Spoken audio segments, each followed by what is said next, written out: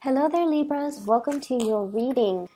I had an image for you when I was shuffling out the cards, so let me just relay what I saw.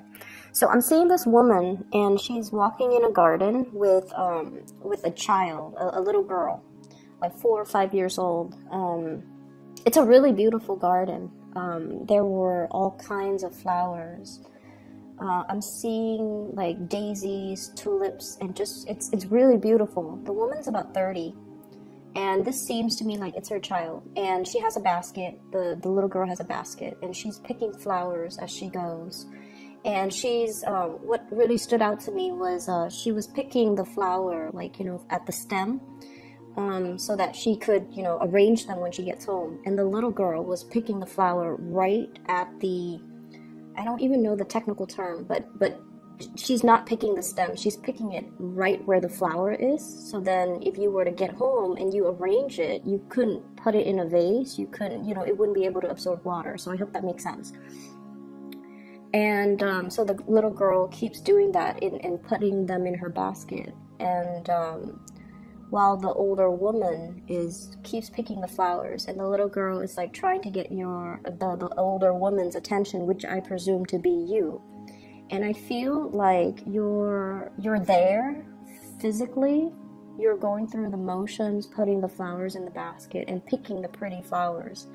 But it seems like your thoughts are preoccupied elsewhere. It's almost like you're in a trance, just walking through this really beautiful garden.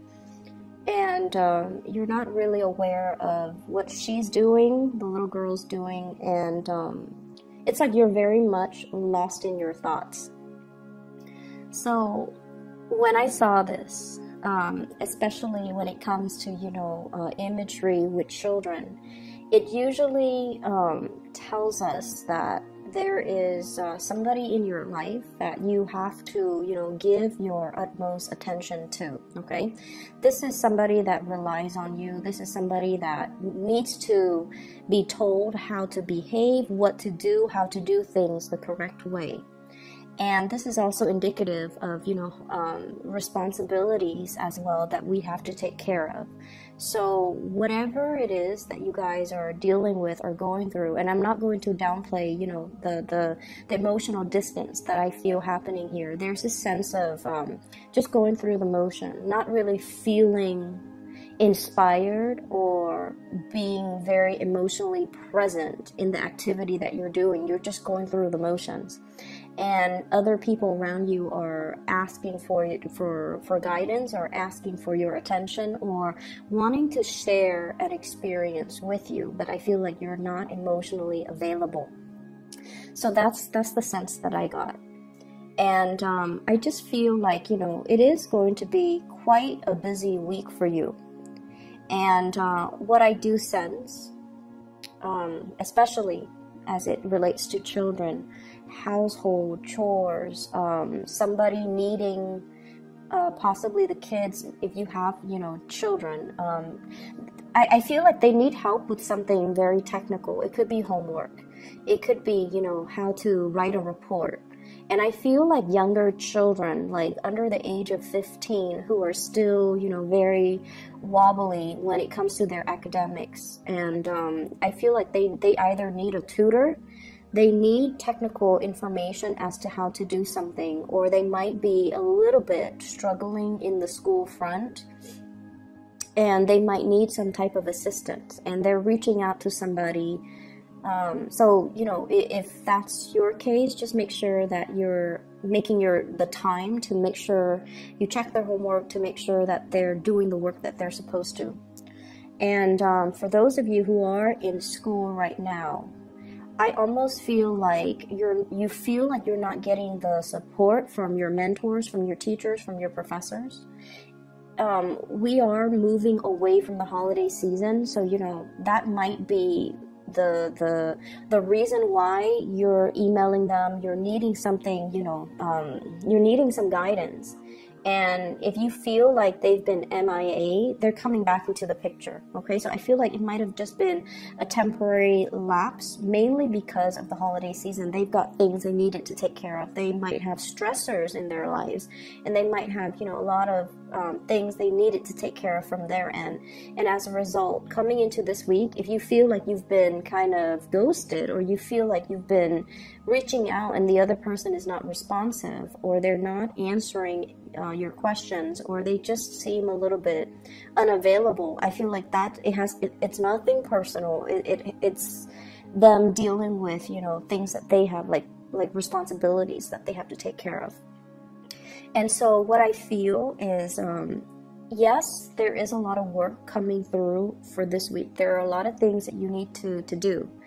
And I also see many of you in some type of a mentorship position as well. You could be a supervisor, you could be a mentor, you could be a tutor, you could be a teacher, you could even be like, you know, managing people underneath you, okay?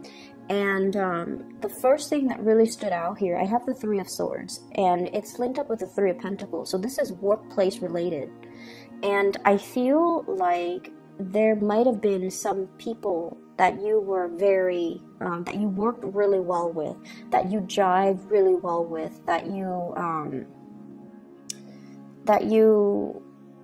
it's like the camaraderie between you and that person. I feel like it might be one person. It's almost like the two of you work together so well. There's this unspoken, you know, understanding between the two of you. You like the same things. You have the same work ethics. When you tell them to do something, you don't have to worry. And likewise, when they come and tell you to do something, they don't have to worry. So there's this really good, great sense of camaraderie and great sense of rapport between you and another person in the work situation. And I feel like somebody left and went to fly off on their own. So they might have left the work environment because there were other opportunities. Queen of Pentacles. This is somebody that sees a good opportunity, okay?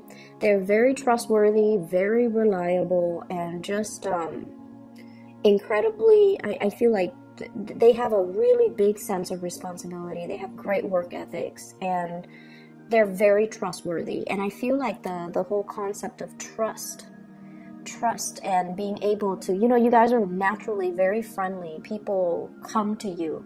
But I also feel like with Libras, there is a little bit of an icy, I want to say interior rather than the exterior, because you guys are really friendly, very outgoing, very charming, you know. But then there is that interior, that icy core that's disallowing people to enter. And you're like that for a reason, because you want to have that totality of a connection before you let somebody in, like the emotional connection, the trust somehow came out very strongly in this spread. Being able to trust somebody, not just on a superficial level, but like really admiring someone, trusting that you can tell them your deepest, darkest secrets, and they will never tell another person. They will never use information against you, that they have your best interests at heart. So I feel like you had somebody like that in the work environment that you trust fully and completely. And I feel like this person has flown away because of other opportunities, other obligations, or other and I feel like it's a far away, you know, like someone has left the nest and have flown off and soared, and there's vast distances. So it's not like, you know, you can it's not like you can see them on the weekend. It's not like you can see them like next month.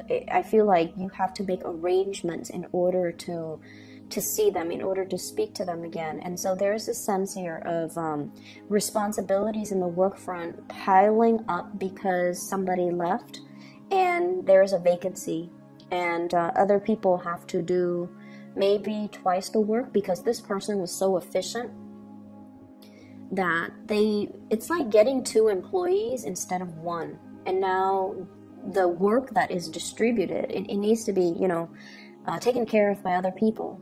And so there's a lot of busy energies that I'm seeing coming in. And it's also the end of the holiday season where work piles up for those of you who have been on vacation or in the office or in the work environment or in the school academic environment. It's like you're kind of hitting the ground running, okay?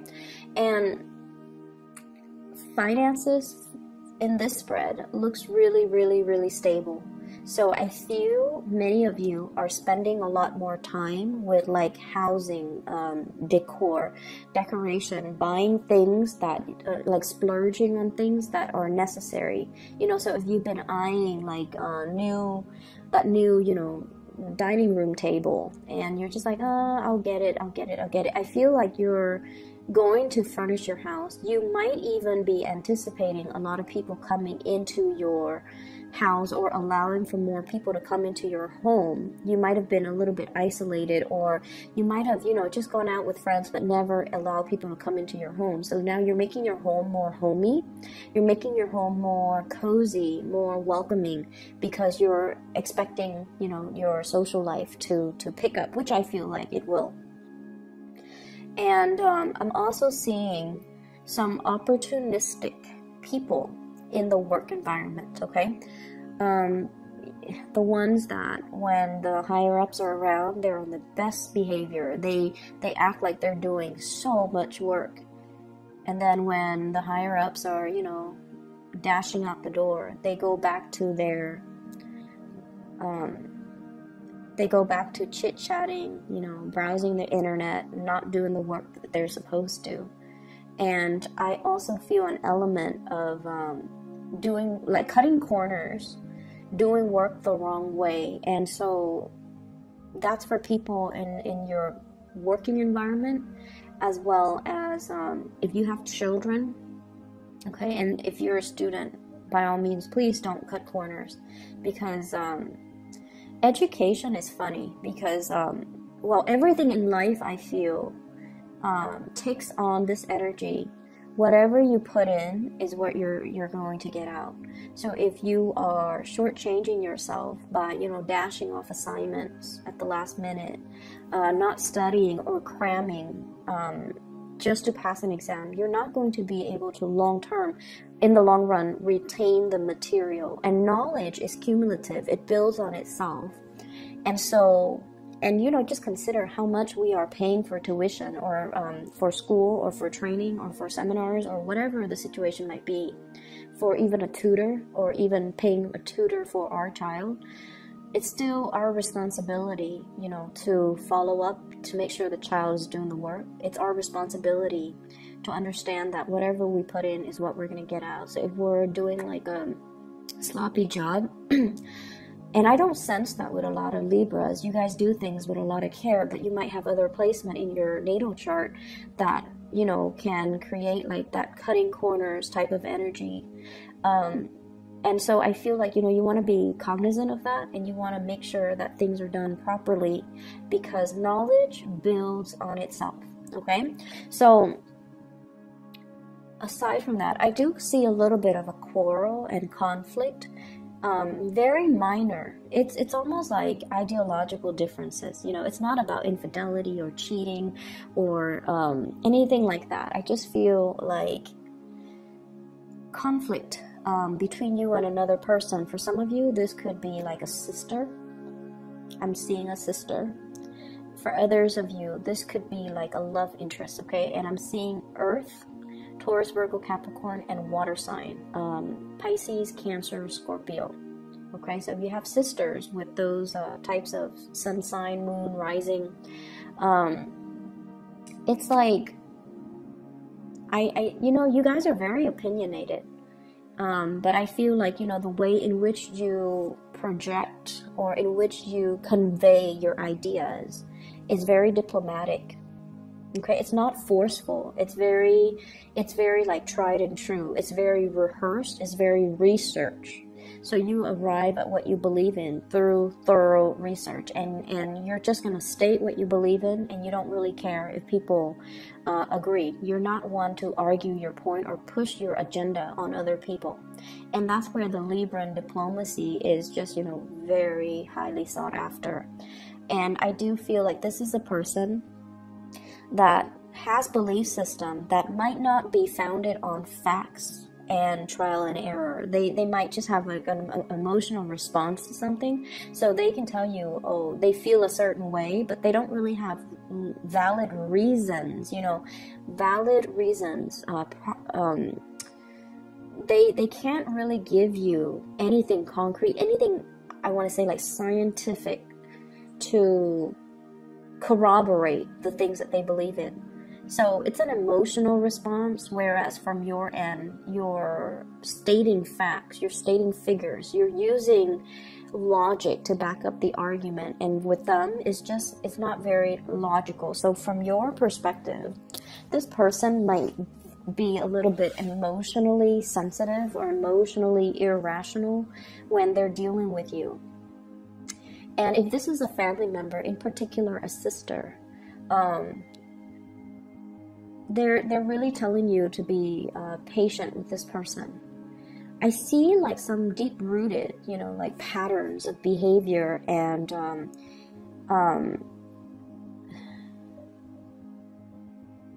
I see somebody who's been very isolated.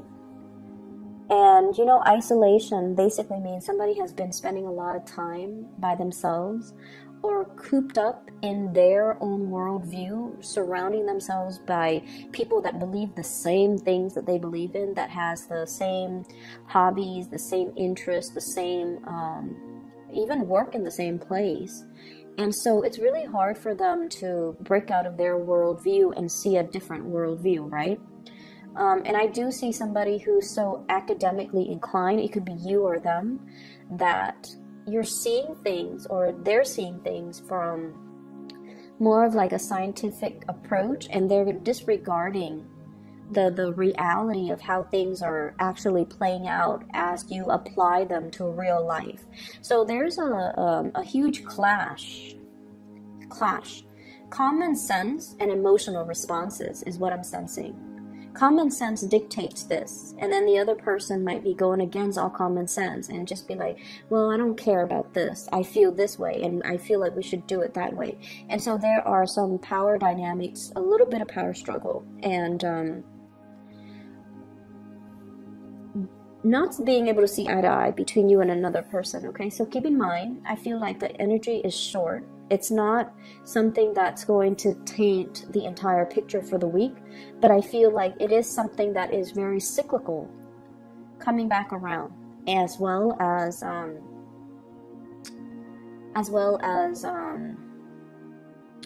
something that's recurring. Okay, if whenever we have situations in our lives that recur, it's really important for us to recognize that it is a lesson for us to learn. And I've experienced many instances of this where if I try to avoid something, it comes back in a different form and it grows a little bit bigger in magnitude. And so try to be aware of it and try to resolve the problem as they come in. Do not shy away from conflict, Libras. Okay, do not shy away from conflicts. I feel like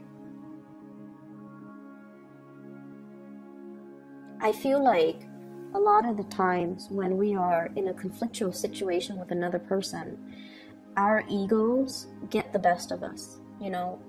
Especially as an air sign, we identify very strongly with our belief system, and somebody that doesn't believe the same things that we do, we often see it as, it's not meant to be like this, but we often see it as an attack on our character. Okay, so for example,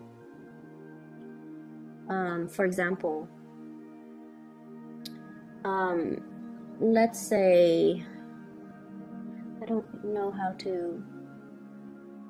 Okay, so for example, you have a sister and you don't really get along with her, and you're like, I want to be a vet.